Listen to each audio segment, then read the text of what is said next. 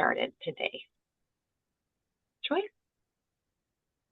Good afternoon. Hi, I'm Joy Lewis. I'm with the West Ed team here, and I'm really thrilled to be able to be with you all today. We are here with to share this second of a grouping of ELL healthcare pathways, communities of practice.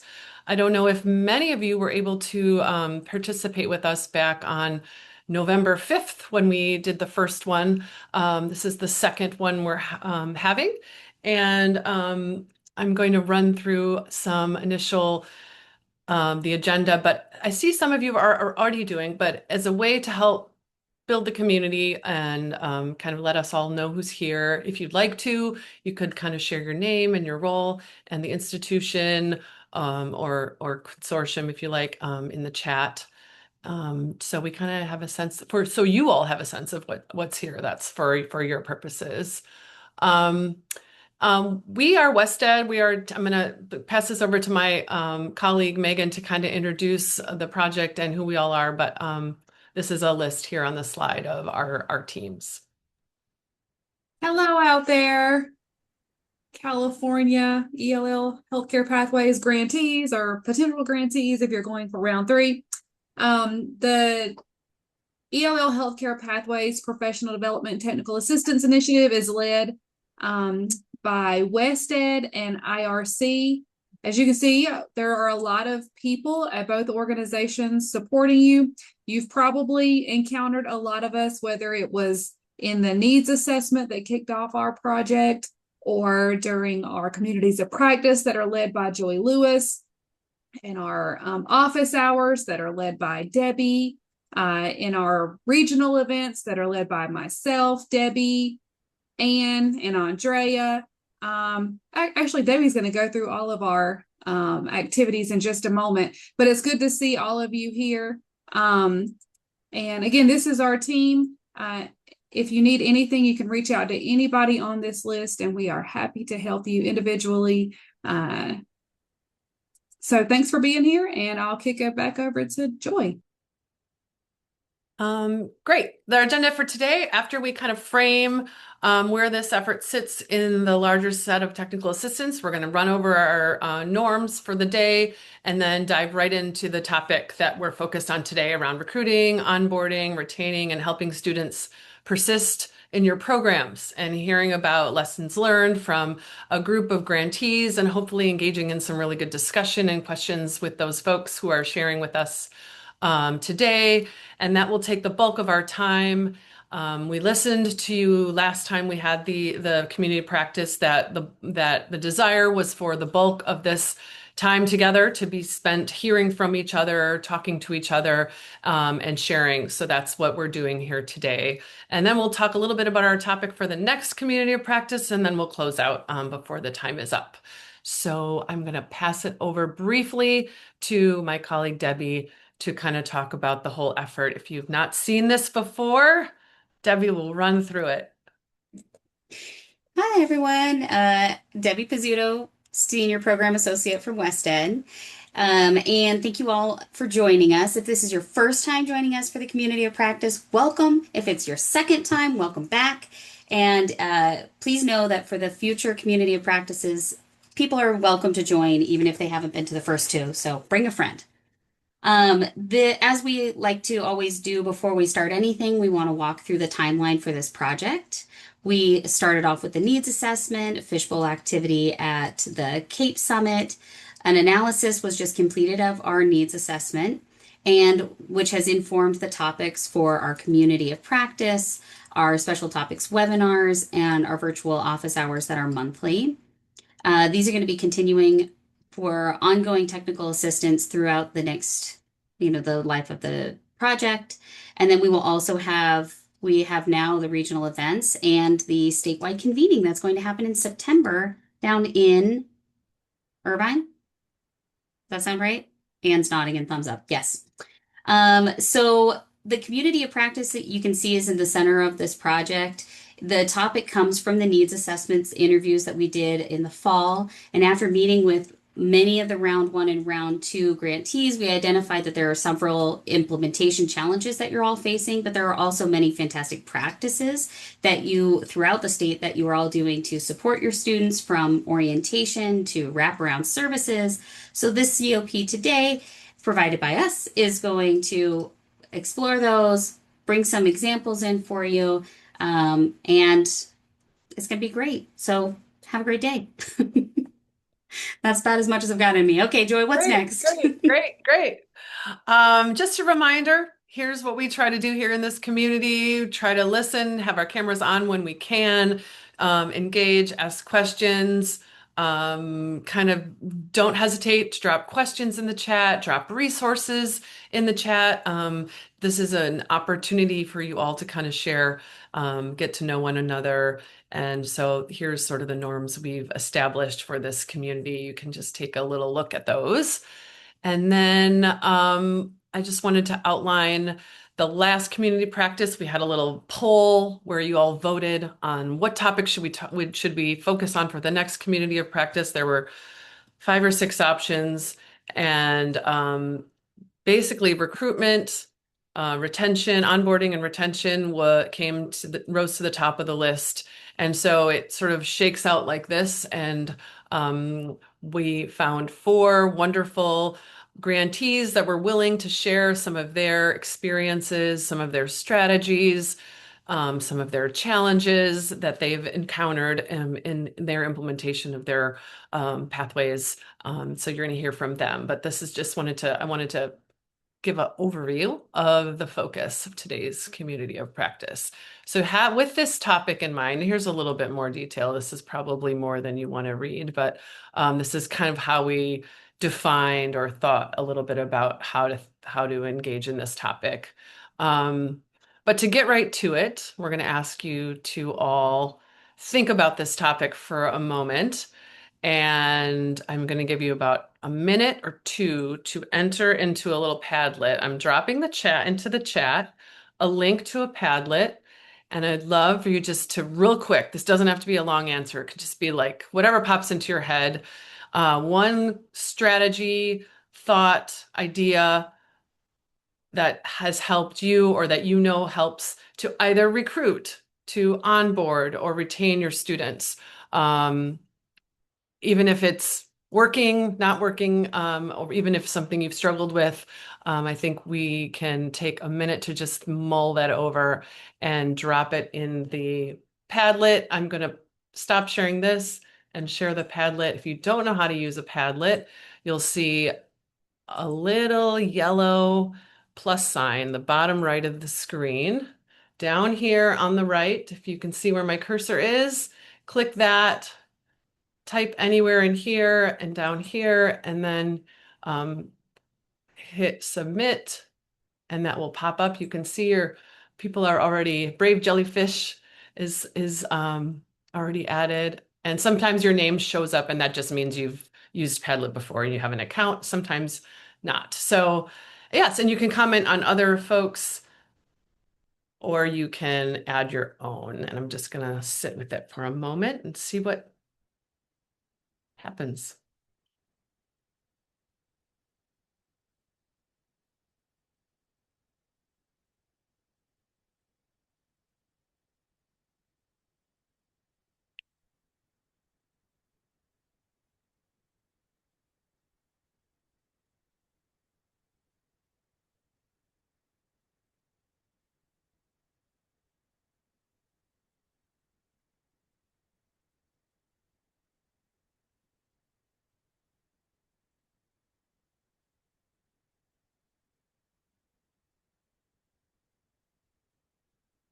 Great. This little activity is just meant to get our heads in the mindset of all of these ideas as we launch into hearing from all of the programs that are going to share with us today.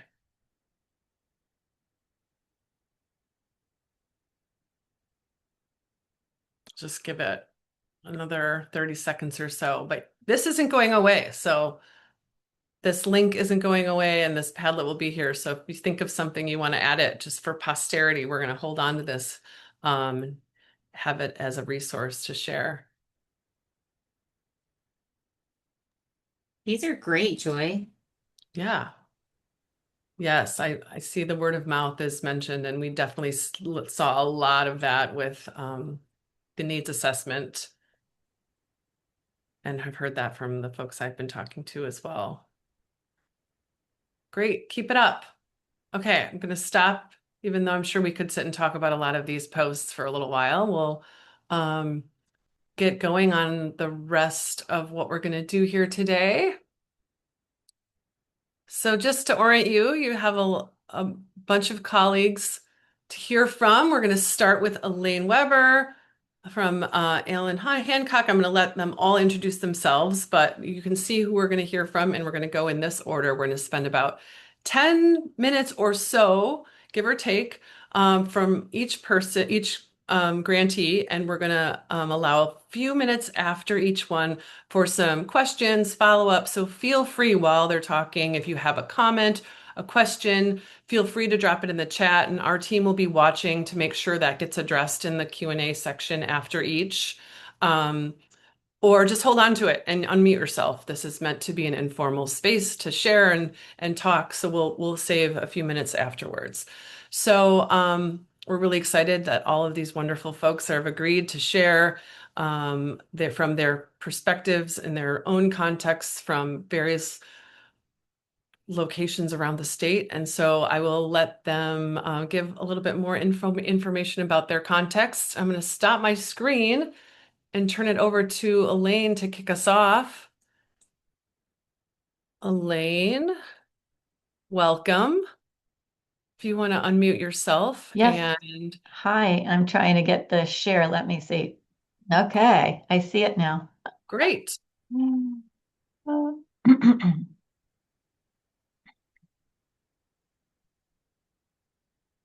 Okay, let's go ahead and go to go to slideshow and from the beginning. Okay, everybody see the slide? Are we good? Okay, I'm Elaine Weber. I'm principal of Lompoc Adult School and Career Center, and we are in a consortium with one partner, Allen Hancock Community College, and we are the entire North County of Santa Barbara. I have 25 years of time at this school, and for 8 of those years, I have been the principal. 8 years ago, I started cultivating the medical programming all by myself. I did not have any help. I really was trying to, I'm a very big picture person, so I was trying to put it together, figure out what I need, and then as time went on, build the team. So a lot of what you're seeing comes from a lot of learning and troubleshooting of trying to grow this over these years. We're a big region, and I'm the only adult school. And I offer unique programming that my college counterpart does not. So I have people who might be coming well over an hour away to come here. And we're the growing region too. So the north part of Santa Barbara County is big. I try to focus on distance learning. That's why I put it up there in big letters. Again, we're a big region and I'm serving adults. So a lot of what we do, I try to build on distance learning as much as I can. And there's a lot of it. I'm going to share today about the onboarding practices for the programs that you see on here and how to get into my medical programs. So I designed this inverted funnel. Everyone's coming through the funnel. It's a choke point. You can't come into my programs unless you come into my first step. Everybody's got to come through there. And then from then it lets me do what you're seeing on the screen. We can kind of feather it out and take care of everybody's needs, but I need everybody to come in at the same point. It's probably the best advice I could give for somebody trying to do this.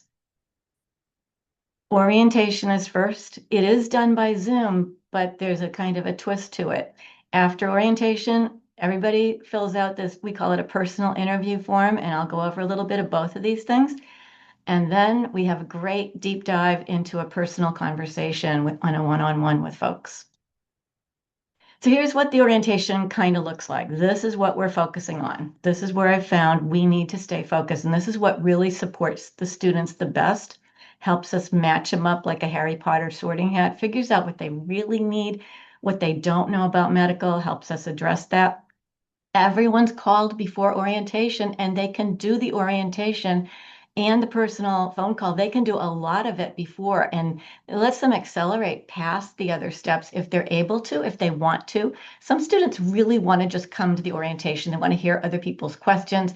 So we're trying to meet everybody's needs in doing this. And there's a 3-person team behind the scenes running this, just so you know, it's not just me. And I'll cover that in a minute. Here's an example of one of our needs. We know a lot of students register for things and they need a job right away, and they don't understand the medical is not going to yield them a job in 6 months or less, maybe even 9 months. So we really want to segue these people to our career technicians and get them a job right away and let them know, sure, you can still come to the medical, we can still help you, but your family needs money right now, and that's what we want to help you do. So we do I think, a great needs assessment with our candidates. Some people don't know the difference between what a medical assistant and a CNA does, and we want to clear that up right away. You're going to be bathing people, changing diapers. CNAs do a lot of that. And sometimes people read both of these and they're like, whoa, that's not for me. And we have something for them too that's not necessarily medical. This is our big push, and this is for all of our programming at the school. We are not focusing on $20 an hour jobs. If we're not trying to build these people on a pathway to a 6-figure salary, they can't survive well in Santa Barbara County or in many other counties. So we are constantly going through this. We get them mapped, we get them figured out, we help the transition for the college part, and we focus on things we can do locally, we can do online with them. If they need to relocate out of the area for their dream job, well, we let them know, hey, you have to relocate for that. You can't do that in Santa Barbara County, and nor can you do it in adjacent counties. So the Google form is what comes next. So I've just taken you on a real brisk ride through the orientation process. The Google form is collecting information that's going to help us really place these people and understand. And they might not be able to tell us what their 5 to 10-year goals are, but you know what? Some of them can. Some of them are already in entry-level medical. Some of them don't know. And we just want to know where they're at. That's all. It really helps us to track these people. And we do track them. This all feeds into a Google Sheet. And we are putting our intake notes on there, where these people are. We are managing everybody from this Google form when they first start and fill it out. Here's an example of some of the questions the Google form might have. And it's okay if they can't answer them entirely if they're not sure. But hey, if they can answer them, this is good. It's a little snippet of what we're trying to do, just get them thinking and help us understand. Here's the personal interview. Okay, so now we're going to talk to them. This is on phone, in person, or by Zoom as best we can. And we really want to make sure now that we understand that we're able to talk about, hey, I heard about you saying if I didn't want medical, you could help me with something. And we can go ahead and dive into that and say, yeah, we can actually put you on a great pathway to a job in education, get you in as a paraeducator, get you trained, and then map you out toward a teaching credential. Because a lot of times people who go into medical want to help people. And helping people is a very broad category, and it does apply. And they do sometimes want to go into education, but they didn't think they could. So it's all good that we're doing this. It's really great learning that we get out of it. We have a 3-person team. This is some of the little top of our spreadsheet of what's going on with the candidates. I have a medical director with over 50 years of experience. She's taught nursing. She's an MSN. And then I have a career technician, I have bilingual tech, and I've trained both of them on how to do what I call true career guidance. And everybody else comes to me. If they really feel that there's more expertise needed, I'm the one who takes care of that because I have the most time doing it.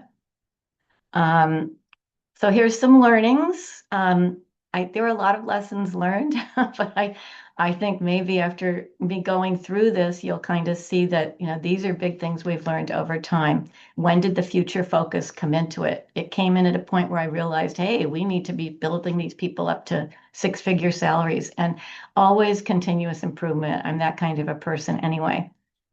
And I think that's it. I'm going to go ahead and stop my share. And if anybody has questions, I'll be glad to let you know if there's anything I can answer. Thanks so much. You're Go ahead. welcome. We had a question in the chat from Elisa. She wonders, Elaine, how far in advance prior to the start of the course is the orientation happening? Orientations are monthly, and we take in students ongoing, especially like in our prerequisites like medical terminology, medical ethics. We have medical literacy for medical professionals to really help if they've got a lower literacy level. We have medical careers, so we're always taking people into those programs. And our medical assistant program, that's been running about every 12 weeks. We have a cohort. Wow. Yeah, no advertising. Like everyone said, I saw it in the Padlet, word of mouth. If I advertised, I think we'd be inundated. I don't think we could handle it. We're such a small school. 30 people register for orientation every month with me doing nothing but Oh, promoting with goodness. agencies, with students, and hospitals. I bring flyers around. I talk to people. And out of the 30, by the time we conduct it, we've done the orientation one-on-one with so many that about 9 will actually show up. It's really good. And the others are already on their way to doing other things. That's what we call the field of dreams approach. If you build it, they will come. Yes. And there's it Um, is. go yeah. ahead, Megan. Natalie Robles, I hope I said that right, has a question for you, Elaine. How long are the orientations and personal interviews? So an orientation might take, with questions from the candidates, could take up to an hour and a half. But after we finish the actual orientation slides, we tell people, we're done. We're not presenting any more information. We are only answering questions. And so some of them will leave at about 45 minutes to an hour. We could have people in there. We've been there up to an hour and a half. We've been out of there after an hour and 5 minutes. It just depends on the questions. And we get better every time we do orientation. We get better at perceiving and preempting what people are going to ask us. So it's funny. I don't think anyone asks us anything we haven't covered in the slides. Like, and that to me, that's like a good measure. The personal interview, it depends on the person we're talking to. Because we're really trying to find out, are they a good match for this? Are their plans viable? Can we really help them with our programming? Is it not a good match? Do we need to, because it'll be a short conversation. If somebody really wants to go into education, it's going to come to me eventually. If they want a different career pathway, like they want to go in accounting, bookkeeping, something like that, that will all come to me. And that'll be as long a conversation as it needs, just so I take care of the person's needs. But they're not that long. They could take me about, I'd say, an average of 20 minutes for a personal interview. It could be a little longer, give or take. Thank you. You're welcome. Any last questions? Are any of your courses in Spanish or other languages? So all of our classes for the prerequisites, we use a curriculum where they're self-paced, they're distance learning, they do have instructor support, but the students can translate them into other languages. So yes, and then we have like our, ESL classes. We have an ESL leader. As far as the medical certifications, once they're in there, though, that's all English because it has to be taught in English, and they're going to be taking their certification exams in English. Right. Yeah. Great. Someone had their hand up a moment ago. I wondered if they still wanted to ask a question. Anil, I think it was you. Yes, it was me. Thank you, Elaine. Okay. This is great information. And my question to you was, when it comes to the recruitment for the ELL Health Grant, what assessments do you have in place for those students to be able to go into the ELL Health Grant courses? Well, excuse me. So we have CASAS. We also have some great, when they go take their prerequisites, that's all done through Edgenuity, and we have our own assessment vehicles in Edgenuity to make sure that they're on, that they're all able to do, But what's interesting is when we go through this whole process, we're going to find out what their concern is, if they're dyslexic, if, their language skills are an issue. And then we can, during the interview, we can actually talk to them about what their needs might be as far as literacy goes. And we know, and they know they'll say, gee, I really need more English. And we can get them into our EL class where they can build up their English, so that we can move them into these classes, so that we can find the right the right point for them. We don't want to put them in something too hard or too easy, right? Thank you. Yeah, you're welcome. Wonderful. Thank you. We're right on time. I really Good. appreciate everyone's questions. And I think with that, we'll move on to our next presentation with our friends at Northern Alameda Adult Education Collective. So I am going to share my screen and turn it over to Abby and Shamila. Good afternoon, everyone. Thank you so much, Joy. Elaine, great information. I'm sure we'll talk a little bit overlap of what you shared. My name is Shamila Johnson. I'm the Executive Director of Northern Alameda Adult Education Collective. Abby? Hi, everybody. Thank you so much for having us. My name is Abby, and I'm the Student Personnel Services Specialist for the EL Healthcare Pathways. Awesome. Next slide. So we are one of 3 consortia in Alameda County, and our service area includes Oakland, Berkeley, Alameda, Piedmont, Albany, and Emeryville. But for the ELL Healthcare Pathways program, we're currently hosting our programs in Berkeley and in Oakland. The students that we primarily serve or that we're seeing come to the program are native speakers of Spanish, Mandarin, Tigrinya, Arabic, and Farsi. Of course, other languages are represented. However, these are the top 5 of origin that we're seeing our students come from most. For rounds 1 and 2, we offer a Bridge to Healthcare course at one of our colleges. We have 4 colleges and 5 adult schools within our consortium, but that are actually participating in the ELL Healthcare Pathways program. There's 2 colleges for round 1 and round 2, and then there's 1 adult school. So we're offering a Bridge to Healthcare course at one of our colleges, and that's where the students are learning just about the American healthcare system and then the different pathways that are available, which are pharmacy tech, phlebotomy, medical assisting, medical billing and coding, as well as a community health worker.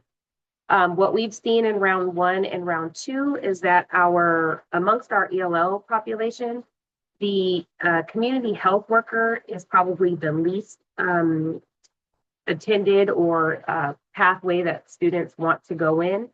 And so we're looking at maybe transitioning, if we are granted round 3, of how we can better support our ELL population within the community health worker program. And so for the next few moments, Abby is going to dive into our outreach and recruitment strategies, as well as the onboarding process, which you'll hear again some of what Elaine already shared. But also you're going to hear a lot about the way in which Abby's position directly impacts and supports our students to persist. So I'll pass it on to Abby. Next slide. Thank you so much, Shamila. Thank you all so much for having us. So like I said, I am my title is very long, but basically I'm a student specialist / counselor. And I basically support students along the pathway. So on this slide, I'm going to focus a little bit on outreach and recruitment. One of the things, of course, that we've been hearing is that word of mouth is the best way that we've been getting students. Once a cohort of student goes through the pathway, they start to tell their friends, they start to tell their family, their community members, and that really has been like the best way. The other ways that we've done outreach and recruitment is, of course, within the consortium, we already have those relationships built, right? With our partners, with other adult schools, with our other colleges in the district. Another thing that I also really recommend is doing presentations at other nonprofit organizations in your area. Sometimes throughout the year, for example, this year, in the beginning in January, we did see a bit of a dip in our enrollment. But as the year goes, we start to see enrollment go up more and more. And basically, I kind of do outreach and recruitment just based on how enrollment is looking. So if I feel like enrollment took a dip, then I have to, go out there and do some outreach and recruitment. Another thing that has been useful has been scheduling presentations at ESL classes, um, tabling events. Another thing that I didn't get to mention here was that I actually hold office hours every day of the week except Friday, so Monday through Thursday. Um, and so basically that's just a an opportunity for students to come and see me.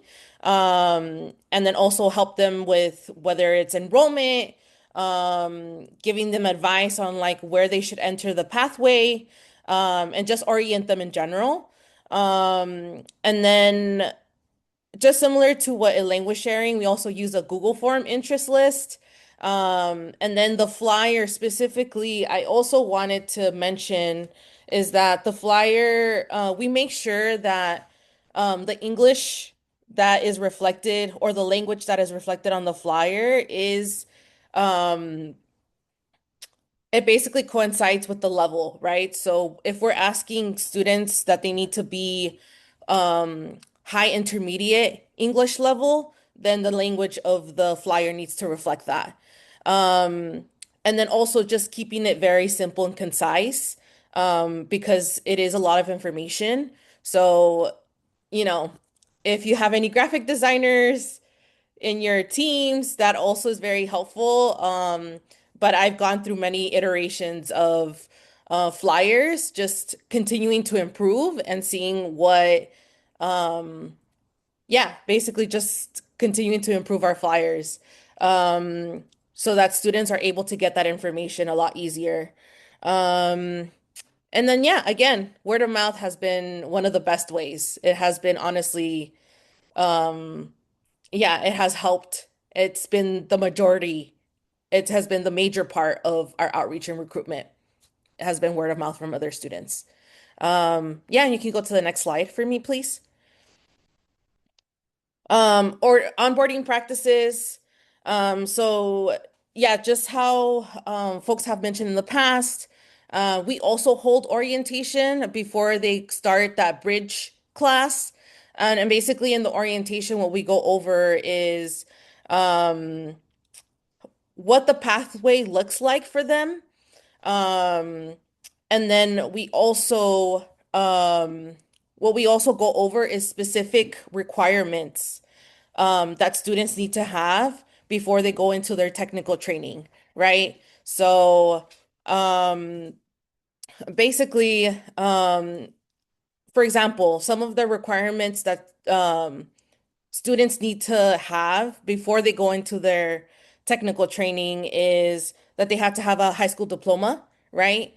So in the orientation, we kind of explain like if you don't have a high school diploma here in the US, right? We support students. I also support students getting their high school diplomas validated if they received high school in their country of origin. So I know that that could be a barrier for a lot of people. But in the orientation, we basically go over that and explain that to them. I also explain that to them a lot in our one-on-ones and in my office hours when they come and see me.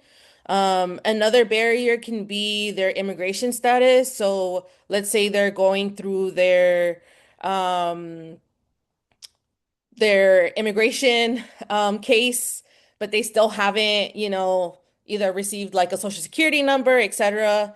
We're very honest and straightforward about if for technical training they have to have a work permit to go in.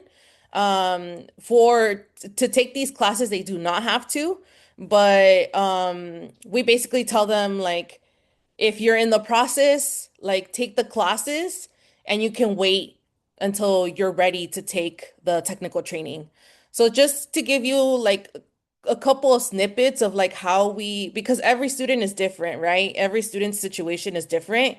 So really that one-on-one, um, yeah, that one-on-one individualized support is super important in determining what exactly a student needs to make it through the pathway and get into the technical training.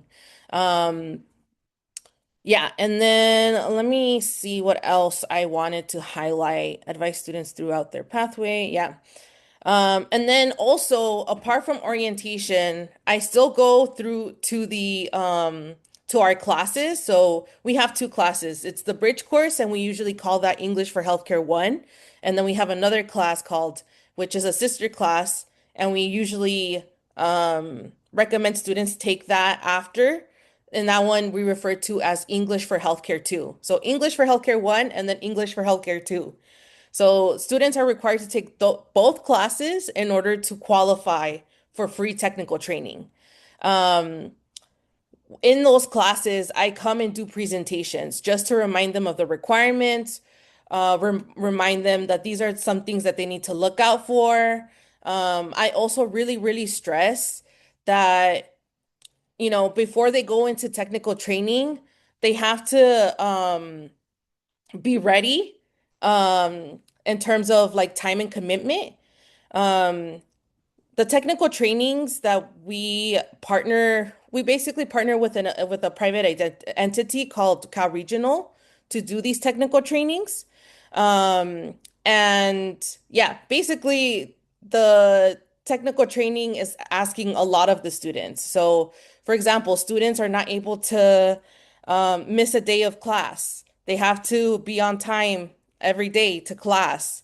So they're very strict about their technical trainings and what they require of students. So all of these requirements, I try to go over it with students just to make sure that they understand what they're signing up for, and also really encourage them like, hey, like if you feel like you're not ready to give your full time and commitment to this, you can wait until you go into it because we only cover your tuition one time and we're not able to cover it again. So we just really want you to make sure that you take advantage of this.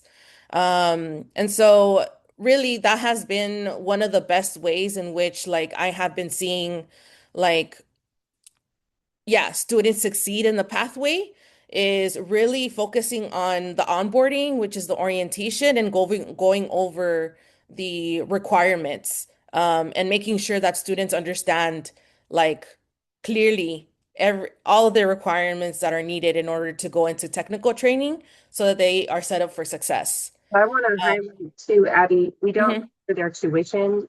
What we're doing is obviously paying for the course through Cal Regional. And so because we're paying contract ed for the course, it's a one-time, essentially, no cost to the student. So it's not that we're covering tuition, but we're contracting ed with Cal Regional. So I want to clarify. Thank you for clarifying that, Shamila. Um, And then the next slide, supporting students to persist. Um, Throughout the pathway, right? English for Healthcare 1 and English for Healthcare 2. As students, when they start, one of the things that I wanted to mention as well is that our amazing instructors for these classes. So for English for Healthcare 1, students actually the first day of class, teachers actually have them fill out like an assessment, and they have like an English rubric to see where they basically place. And so if the instructors are seeing that um, you know, the student's English is still not there, then they will recommend, the student to take the next class upcoming and instead take an English class to continue furthering their or improving their level of English. Um, and in that way, students don't feel like basically discouraged, but one of the biggest things that have has been really useful in my practice has been continuing to encourage them to take English classes. So the phrase that I've been using is the more that you invest in your English, the better. One of the ways that I also, when I'm advising students, is like, you want to feel comfortable once you finish your technical training and working with patients, right? Like you want to be comfortable speaking with that patient. And so just kind of putting them into or giving them a little bit of a perspective of what it will be like when they're actually working after they complete their pathway. Another thing that I've been noticing is like digital literacy. A lot of them have difficulty with computers, etc. And so one of the other things that I've been, part of the wraparound support services is referring them to, free computer classes in our area. We do have this, I've been referring students to this program where if they, complete 8 hours of digital literacy, they get a free laptop. So if you have any resources like that around your area that you can refer students to, that is also a great, great resource in order to kind of remove that barrier for students that are facing that specific area. Um, Another thing is that I'm super, super in contact and always collaborating with the course instructors as well as other counselors. So we're always in communication and in contact around like, hey, like, how is this specific student doing? Is there, did you hear if that student is taking ESL 2, right? Or advanced English, or just basically checking in and making sure that like we're aware of like where the students in the pathway, and getting other people's perspective, like the course instructor and other counselors can really help that. Another thing is building community amongst students. So almost every cohort has created like a WhatsApp group chat, and they, basically talk with one another. If they support each other, they help each other out. They're always sharing resources and other things that might be useful to them.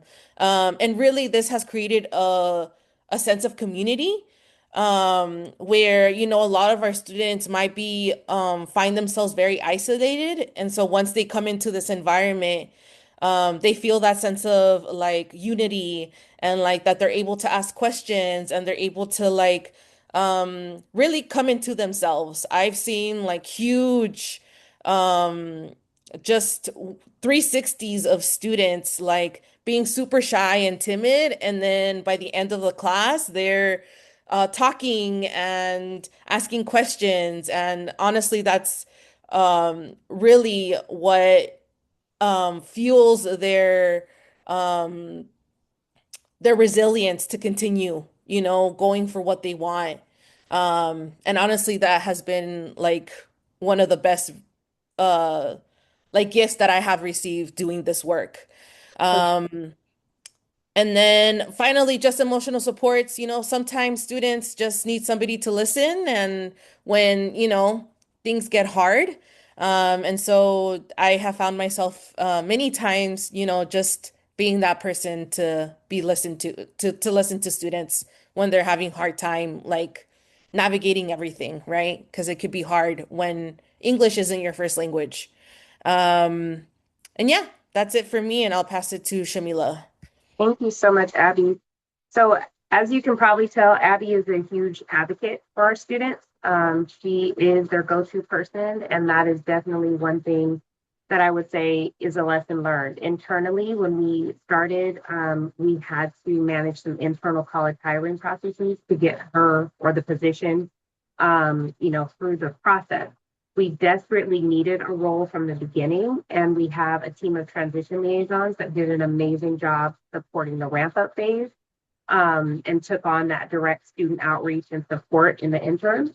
But I strongly encourage you, if you don't, to have a dedicated personnel to be the main point of contact for the students. With having others who have their full-time roles supporting our general CAPE population of students, they were overloaded trying to help, with this population of students as well. And so the in-person office hours that Abby mentioned and her availability has been key to our students persisting through the navigation of not only the onboarding process, but also persisting through any barriers that have come up. Secondly, I highly encourage institutionalizing or regular convening of your key players from each program. We have a convening monthly to review our program updates, areas of concern, budgetary and fiscal reports and spending, as well as our progress against our goals. And so this allows us to strategize together addressing student level issues and to reciprocate best practices for programmatic challenges. So we meet for 1 hour via Zoom. Obviously, we know folks have a lot of duties and priorities, and so, but it's been extremely helpful for us to gather on a regular cadence. And then lastly, I want to highlight the co-location of the position. Abby's position has been a gem for our students. So we have different programs in different locations. And so we've worked with the program deans and directors to establish a set schedule each semester that includes a dedicated office space for Abby to be able to meet with those students, as well as to support the faculty and manage any issues that arise.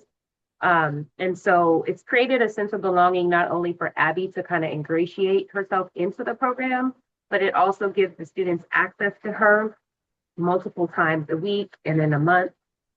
She advertises her office hours at each location so that the staff, as well as the faculty and students, know where and how to reach her. And so those have been some best practices for us. Any questions? We did have a few questions in the chat, and I don't know if you all noticed that we had a whole conversation going on in the chat off of Abby bringing up validating degrees from foreign countries. And so we will be saving this chat and sharing it with you, but just to touch on it a bit, one of the resources is World Education Services. That's what I used in the past with students. And at IRC attests to it, as does Megan. And though the cost for validating and transferring degrees is not an allowable expense in healthcare pathways, there are some other resources to pay for it. And when I'm from Nevada and we didn't have any money, so I had to have students pay for it. And it was usually like $300 with $100 for translating. So not the most expensive versus starting all over from the beginning with college. But there have been other folks that sometimes will just have the students go through the high school equivalency program to complete their GED or high school equivalency HiSET in the United States, which is totally an option. And then we have another question from Martha about Cal Regional, and this question has come up from other folks before. So for Abby or Shamila, do you contract Cal Regional to provide the training and in turn provide the wraparound services, ESL, and management of the program? Yes. Oakland Adult is our partner that is directly working with Cal Regional. And yes, that is what they do. Okay. Thank you. Is there anything else, Debbie, that you've had in the chat? I just want to address real quick before we move on, and I know we were a little over, so I want to make sure we get to the next thing. But Estella mentioned a quick question about the non-US diplomas. So Estella, do you want to ask it quick, and we'll see if we can get So, yes, thank you for this opportunity. So I did some research recently for the 5 programs that we're doing sponsoring in our consortium. And when I did the deep dive of the research from the certification level at the state, I found that out of our 5, only pharmacy tech would accept a foreign diploma evaluated, translated, and notarized. All of the other programs required at least some college credits in order to validate or to accept the foreign degree or a non-US diploma. And that was phlebotomy, I think is one, and then EMT. So we have phlebotomy, EMT, pharmacy tech, CNA, and medical assistant. Medical assistant and CNA don't require a high school diploma at the state level.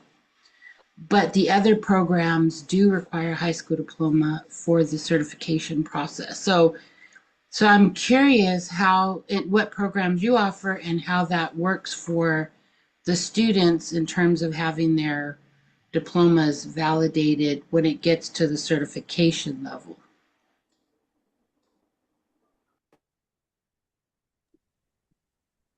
Yeah, so just to quickly answer that question, because I know that we're out of time.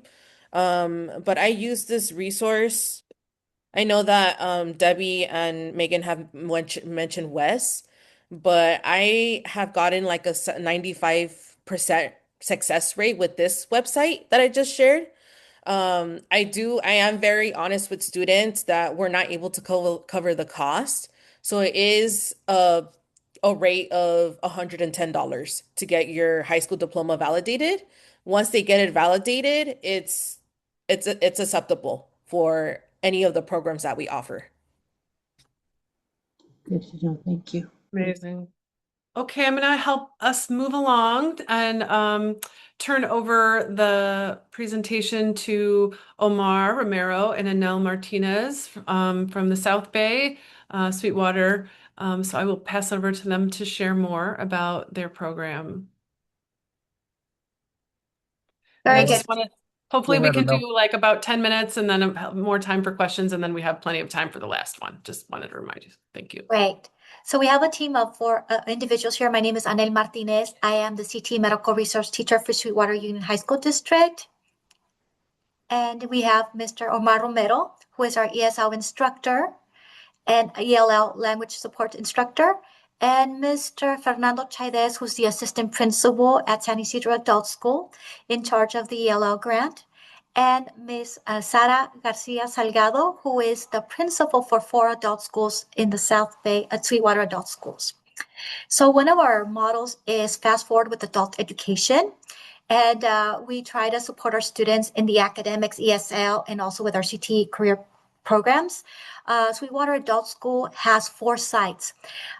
National City, which is north of the South Bay, which is 10 miles from the international border.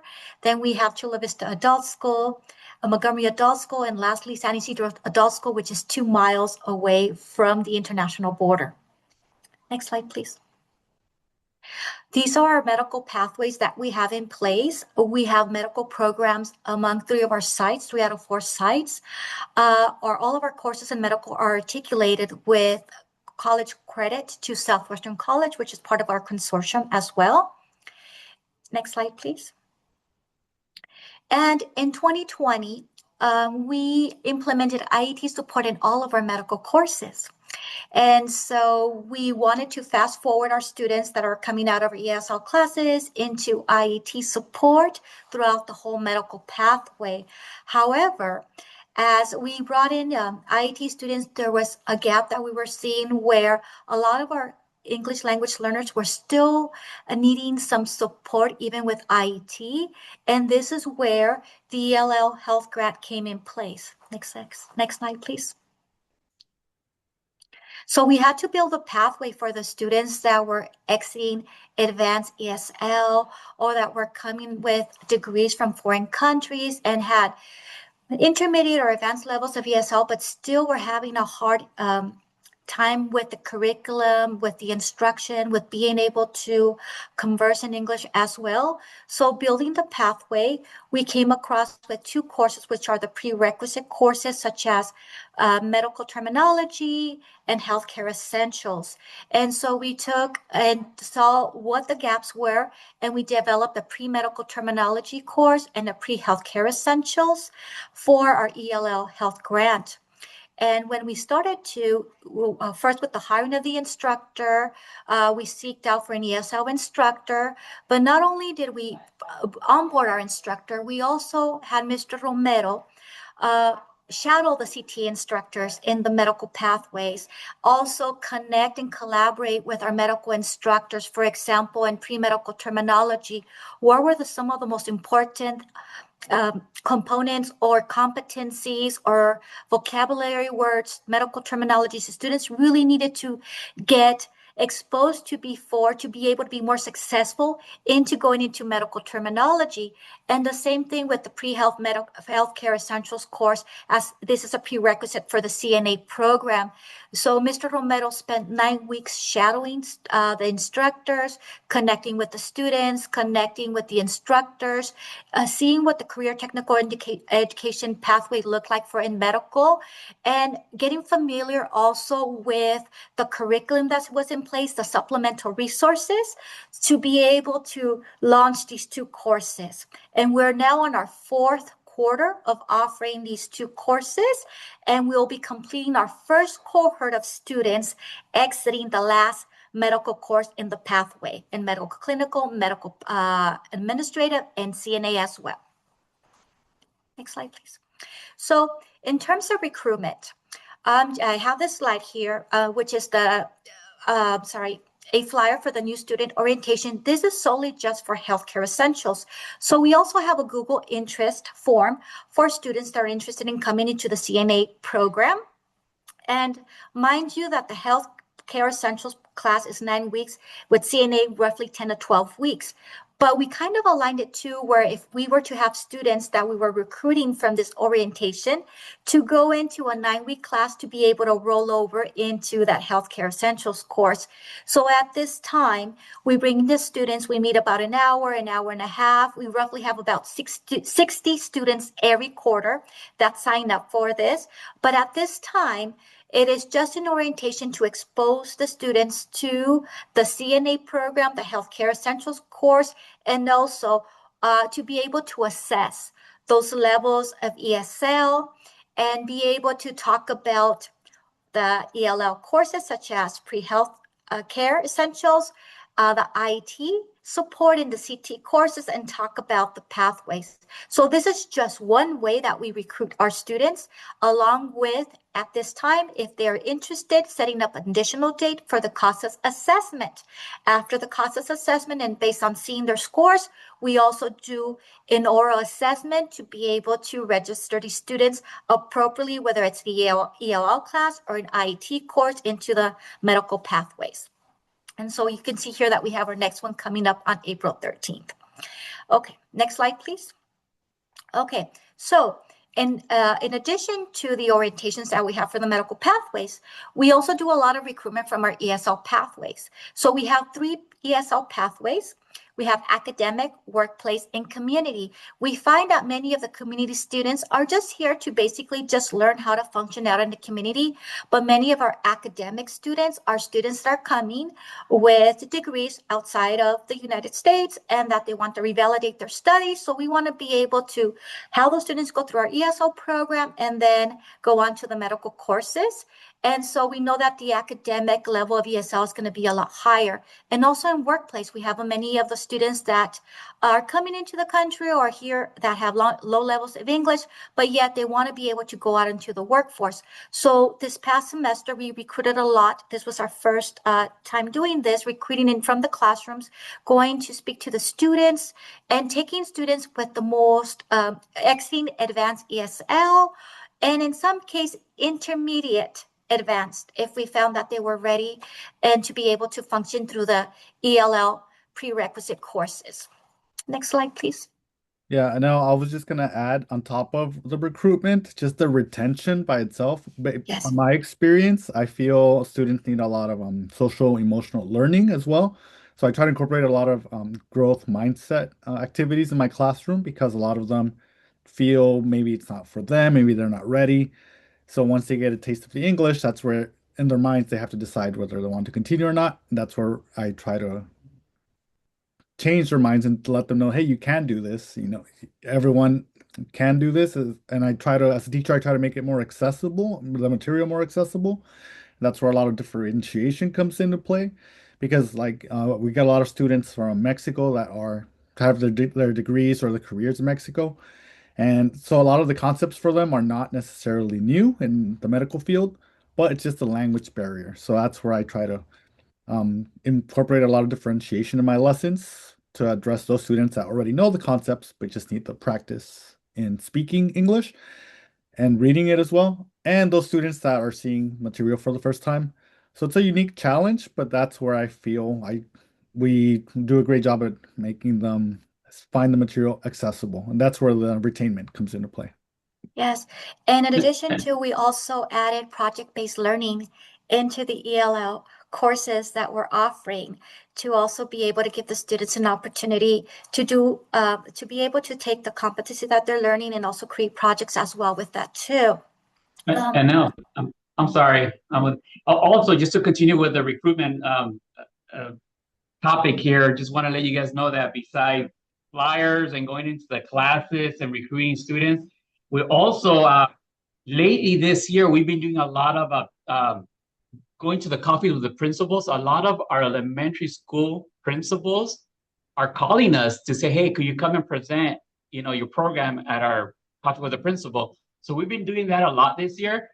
Matter of fact, in an hour from today, right now, an hour from today, I am going to be tabling at a middle school to promote our program here. Yes, and we also have a community specialist that goes out into the community to different job fairs, events that go out in the South Bay to be able to recruit students for all of our academic courses, but also for our medical programs. And we're using Cengage National Geographic ESL curriculum. So I just want to give you a glimpse of what we're using for ESL pathways also.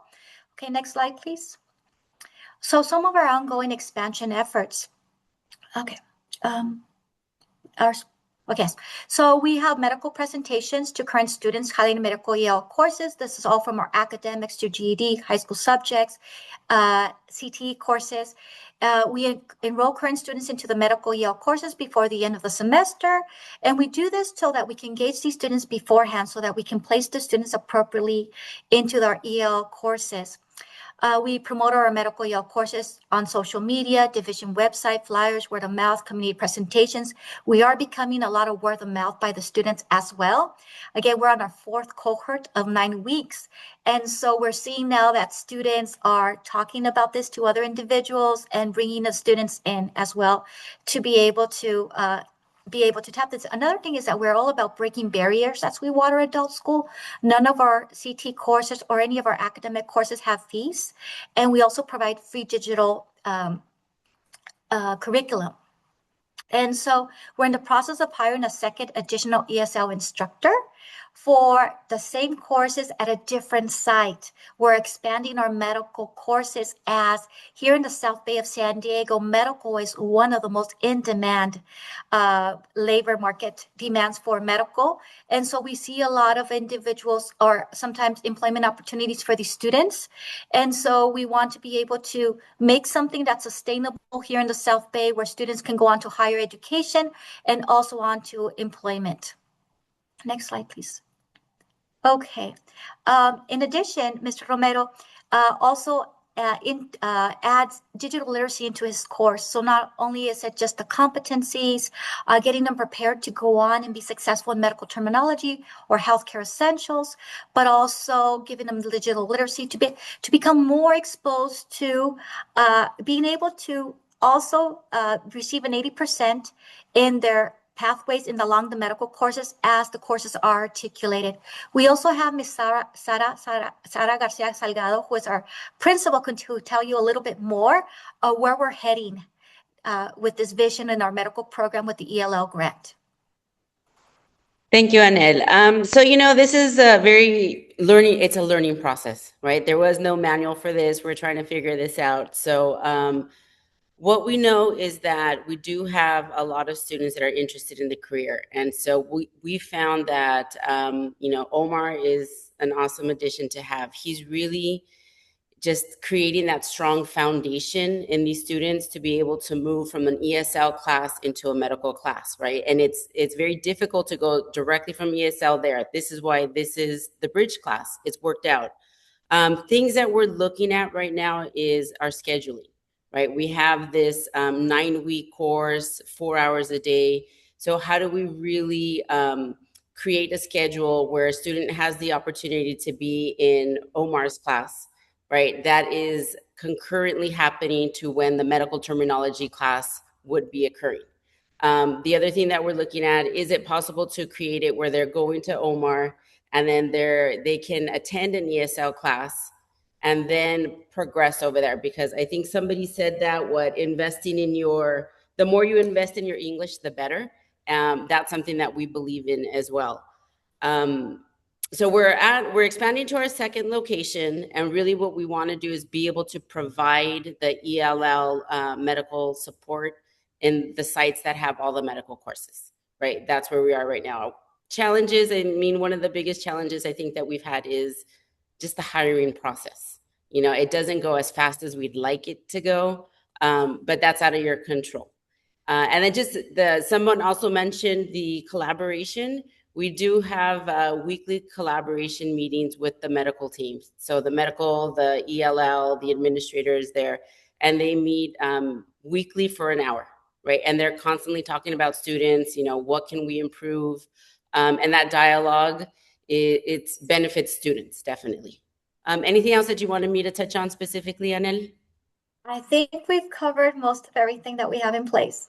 Yeah. Thank you all so much. That was amazing. I think we might have addressed questions that were in the chat, but I want to go to our last presenter before we address questions. So if you have a question for the folks at Sweetwater and the South Bay, please hold them until after we hear from Francisco from Soledad. I'm going to turn it over to you so you can share with us, and then we'll reuse the remaining time for any last questions and a little reflection activity. Thank you so much. Sounds great. Good afternoon, everybody. My name is Francisco Javier Pinedo from Soledad Adult School.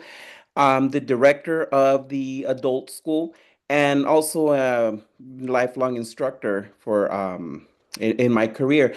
A little bit about Soledad. We are part of the Salinas Valley Adult Education Consortium, which is in Monterey County. So just, a few hundred miles north of Elaine and a few hundred miles south of our friends from the Alameda Consortium. So we serve the Monterey County, which is highly agriculture area. A lot of our demographics is about mainly Hispanic people who work in agriculture. Our size of our school is about 300 students. So last report ran was about 300 students that we've served this year. From then we have 50 of them enrolled in our medical terminology, which is what we offer for the ELL healthcare pathway program. So this is our third cohort this year. And from cohorts 1 and 2, students have continued on, some of them with Cal Regional, some of them at neighboring adult schools who offer CMA or the CNA program as well. So the reason we were offering medical terminology is because a lot of students who were like at Cal Regional or at other schools weren't passing the tests that they have to take. And so we saw that as a gap that, these students are going in not prepared well enough for the medical exam. So we did medical terminology where it addresses a lot of those terminologies that they'll see. We also do students also do hours that they work in local or do like kind of externship hours at a local care facility, which is right next door to our school, which is a big advantage. And we do the IET model where we have the CTE instructor and the ESL support instructor for the students. So we've talked about recruitment. I think it's been addressed from the other three presenters. We also use a lot of community school liaison person who shares the information. Like right now, they're doing the LCAP meeting, so she shares that information. We're also invited. Soledad's a small community. We have one high school, one middle school, 5 elementary schools, and the continuation adult school. So one of us is usually there at a tabling event, giving information about our program. So most of it is word of mouth. This last cohort, we had about 20 students in each class. We can only fit about 15, 16. So we already have a waiting list for the last cohort that's going to start in April. And I think that for us, we do the orientation, we do it on Zoom, we do a high flex model because we do realize some of the students do work and, single parents. So it might be a little bit hard for them to attend the class all 3 days. So we do a high flex model for 2 days and an in-person for 1 day. That's when they do the theory and practice in the class. We use Canvas as our LMS because then that supports the student. If they can't come to class, they know what day they could go in and they could see videos of the lesson, and they can also read the curriculum, which is all digital. I like using Canvas because it's all 501 compliant. So if the student needs a screen reader, if they need contrast, it's all there. I don't have to do anything. And Canvas, it's a great tool because a lot of the post-secondary places that the students go to use this type of LMS. One of the things that I feel that in our program has been very successful is this ongoing support that we offer the students. So we support them while they're in our program, but we also support them once they leave our doors. They know that they can come back to us if they need help with resume writing, if they need help with a cover letter, if they need help with interview skills, if they need to make copies of something or print out something, they know we're there to assist them. We also have Fridays pretty much all day open office hours. They could come in and use in our computers if they're looking for a job and help them, go into upload documents, things like that. So we kind of serve that back end support as well, where now, you're going to get a job and we can help you with that. Also, within the last year, and then I see he's here, Oscar Garcia from Aspira Consultant. He has come in through our consortium and actually is working with all of our students on how to elevate your pitch, how to make yourself a sellable person when you're going into the workforce. And 9 of the students from last year's from cohort 1, they're now working. So they went through our program, they did a CMA program, some of them through Cal Regional, some of them through one of our neighboring adult school, and they also did the first cohort that we did with Oscar back in the fall. And those students are coming back and saying, "We got a job. We got a job. We're now and I should have brought that note. I'm working from home right now because we're having internet issues at school. But one of the students brought a note that was very touching that says that for the first time, they are able to provide for their family with a livable wage.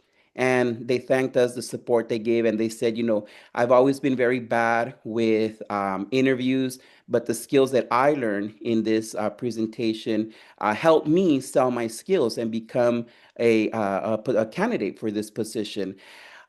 Challenges, we have a lot of challenges. We're a small community. We only have 2 medical clinics. So for our students to do their hours or for a job, they have to go 25 miles each way, north or south of Soledad. So we know that that is an issue in a lot of places that are small like Soledad, but remote jobs. So we're now partnering with Natividad Hospital and also talking with Salinas Valley Healthcare System in Salinas, which are the 2 big hospitals of in Monterey County, to where we're working with them to have a pathway for the students. Is once you do medical terminology, you do your CMA, CNA, phlebotomy, or whatnot through Cal Regional, having that connection at the hospitals to say, hey, this student went through our program, they did this, they have these certificates, that we feel that they are ready to work as a healthcare professional in your hospital. We're starting pay for a task like this is like 35 an hour. And we're talking about students who have mainly earned 16, $17 an hour all their life working in agriculture to earning 35. That's a big life-changing experience. So we are small, but we feel that we have a big impact in our community. And again, it's the support staff that we have, that myself included, and Miss Stephanie, my assistant, Mrs. Morales, the instructor, and Dr. Monfred, the other instructor. We really teach those students those soft skills that they need also when they're going to apply for their job or actually working in a job. So we always tell them every day in class, like, remember, treat your patient like if it was a love member, a love relative of yours. So we always engrave that into them and let them know that, the care that you are giving is a reflection of yourself, but it's also a reflection of our schools potentially. So that's just one of the things I wanted to highlight, is that we give that support after they leave our program. Again, I know it's not possible. If I'm a big agency, I don't see how I could do this, but Soledad being so small, population Soledad about 25,000, we feel we still are able to provide that type of service.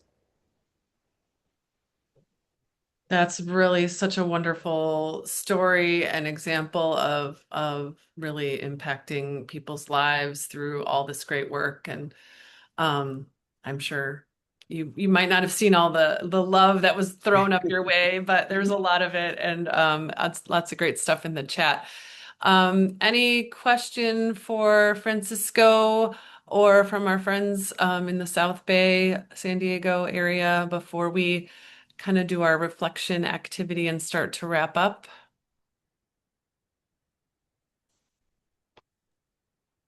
We had one great question from Anne, actually. Anne, do you want to ask the question about program model? Yeah, I was just congratulations to all the presenters on your work. You're doing amazing work. Francisco, I had a question. You mentioned that you're doing an IET model and that you have the CTE instructors and the ESL support instructor. I was curious to know if they're both working together in the same classroom or if those two components are separate. So it's very interesting because the first two, for example, I'm going to use this year as an example. Our first cohort, which started in September, we did have both instructors in the classroom because, of course, we do the CASAS appraisal as well. So we found that we were going to need a lot of support.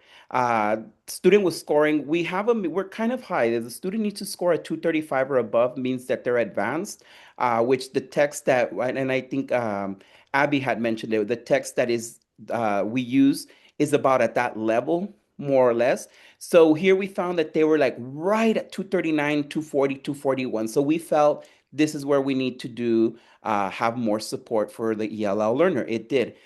For the one that began right now in January, we noticed that we don't need that support that much. So this semester, what we do is that we have an ESL for medical terminology class. So those are for like the students who are kind of wanted to be interested in the class, and maybe hopefully they're engaged enough so that in April they go into the actual medical terminology class. So we do fluctuate a little bit, but I think this is the first year that's happened where they're separate. But usually we have Mrs. Morales who does the CTE component, and Dr. Amir Monferred who does the ESL support for the students.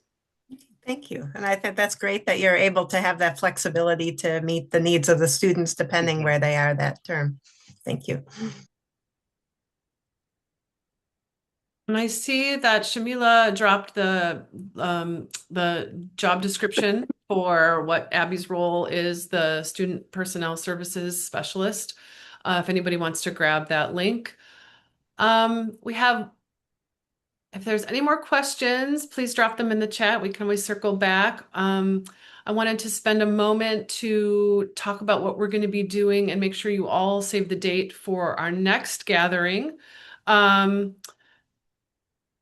We are having a community of practice just like this with a new topic, and I'm going to put this on the screen on May 5th. So please save the date, and Megan is going to just give an overview of what we might be, the details of what we might be talking about at that one. Yes, and Joy, I want to give a moment to answer one more question. I'll talk about this. Sure. Yeah, actually, let me go to the question first, if that's okay. No problem. Anel, this is for you. Anel, paging Anel. We had a question from Martha. I gotta scroll up to it. Mendez. She wondered, going back to when you were talking about your courses that are articulated for your ELL students, does the ELL Healthcare Pathway Funds grant fund this teacher salary? The ELL grant for the ESL instructor, yes, funds the teacher salary. For the medical pathway such as CTE, that would be covered through WIOA. All right, I hope Does that answer the answered your question? questions, Martha, or your question. If it doesn't, I'm sure she'll say something there. And she's right there. I don't know, Martha, is that good for you? Yeah, you good? Okay. I was just wondering, the CT pathways. Thank you for sharing that, Anel. It's really helpful. You have a large program and a good model program. The CT courses that are articulated, you're able to use WIOA funds to pay for those college articulated courses, the salary of the college articulated courses. So teacher salary? Articulation credit is received through Southwestern College. So our teachers are CT career technical education instructors, such in the medical classes, but we collaborate with the community college who reviews and so forth. So yes, those articulated college courses or teachers are paid through our WIOA funding. Okay. Is that because you have the other funding, the 243? The ELL health grant, yeah. So we have Oh, also IET, Mhm. and that's IT. embedded with CTE. And then we have the ELL program, which is a step before going into CTE. Does anyone know if it would, thank you for sharing that. Does anyone know if it would be allowable for an ELL healthcare grant to pay for the teacher's salary for one of those articulated courses? Because then they would be earning college credit and completing a medical pathway. And then you could also maybe use funding for the wraparound services at the adult school. I guess I'm just trying to figure out, because we're small too, and trying to figure out what would work best for us next. Yeah. It'd be a non-credit. Oh, Francisca, were you gonna? So in Sure. our consortium, our community college does, remember, they get funds and it's not used like that, but it's used for a lot of things like support staff at the consortium levels that gets paid out of the consortium. And yesterday we just had the steering meeting. Something similar came up is where apparently we can use if the community college, if they're an employee of the community college, they can teach an articulated course. And then if they're like CETE, like it was mentioned before, and then someone from like the adult school can also, if they're getting paid from the ELL from that school site. I Yes, don't know if and that we do kind of, have that, and we have an okay. existing practice with our adult schools. We've had articulated courses with them for 10 years now.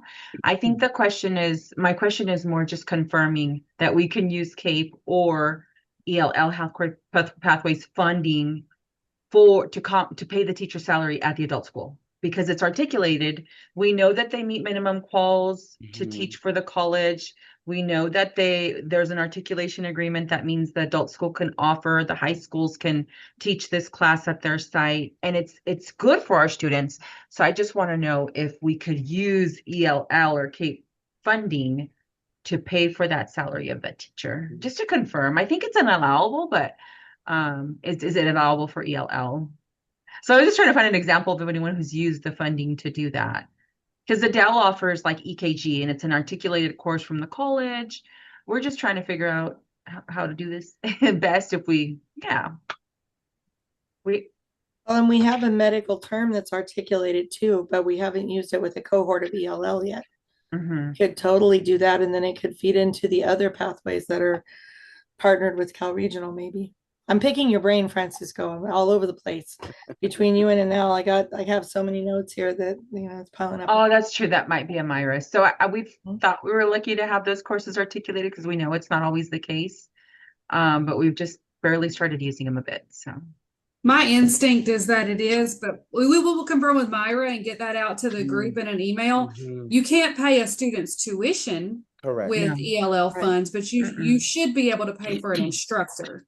But we will confirm that with Myra just to be sure. Thank you, Megan, and thank you for helping me find where our students were in her data.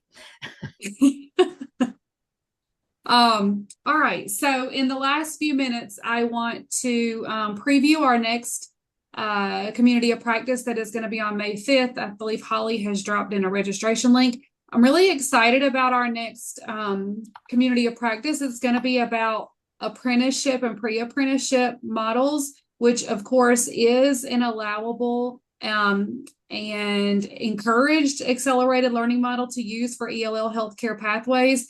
We've talked with a few programs who are either very experienced at using apprenticeship for healthcare or are going through the process of registering their programs with DAS. And they are prepared to share with you the challenges, the successes, the lessons learned of going through that process. Excuse me. Here's a shameless plug, if you are willing to talk about that, please reach out to me so we can hear what you've got going on. We haven't heard from a lot of programs who are using apprenticeship, and we really hope that our next community of practice will help demystify the process of building an apprenticeship and a paired or a linked pre-apprenticeship program. The format of that community of practice will kind of be like a conference where you'll rotate and hear from each group. We have an ROP who's going to be there with us, an adult school, and a community college. And all of them are in different phases of the process. So you should be able to hear from someone like you out there, and they're geographically diverse as well. So that will be coming soon. I have another minute. We have a regional training happening very soon in Clovis. That'll cover the Central Valley and Motherlode regions. And then on March 23rd, you can join 78 of your friends at Mount SAC for our Southern California regional training.